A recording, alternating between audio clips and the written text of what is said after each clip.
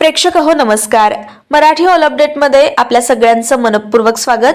लग्न जमण्यास अडचणी येत असतील तर करा हे उपाय. मित्रांनो, बऱ्याचदा आपल्यासाठी वधूचा शोध घेत असतो, वरांचा शोध घेत असतो, मात्र आपल्याला आपला योग्य जोडीदार हा मिळत नसतो. असं म्हणतात की जोड्या या स्वर्गातच बनलेल्या असतात.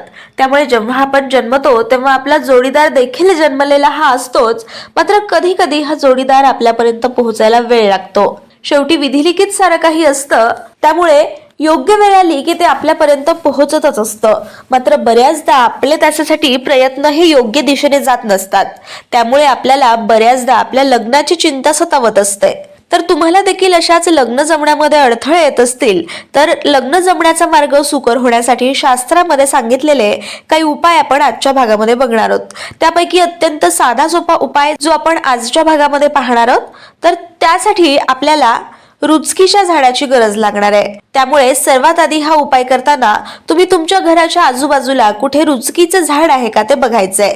आता रुचकी म्हणजेच पांढऱ्या फुलाची रुचकी, बऱ्याचदा याला दुधकी असं देखील म्हटलं जातं. तर दुधकी रुचकीचं झाड तुम्हाला बघायचं आहे, ज्याला पांढरी फुलं येतात. अशी पांढरी रुचकी तुम्हाला बघायची आहे. आणि हा उपाय तुम्ही कोणत्याही दिवशी कोणत्याही वारी करू शकताय.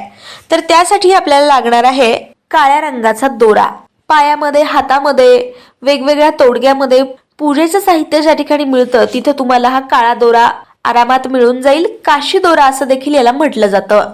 तर हा काशी दोरा तुम्हाला घ्यायचा आहे काळ्या रंगाचा.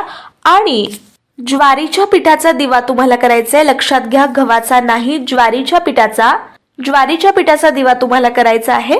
आणि तिळाचं तेल त्याच्यामध्ये घालून, कापसाची वात घालून तो दिवा पेटवायचा आहे.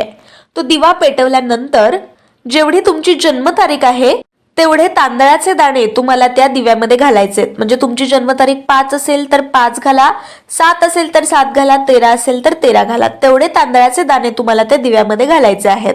त्यानंतर ज्या ठिकाणी तुम्ही रुचकीचं झाड बघितलेलं आहे त्या रुचकीच्या झाडाजवळ जायचं आहे. रुचकीच्या झाडाला तो दिवा पेटवायचा आहे रुचकीच्या झाडाखाली.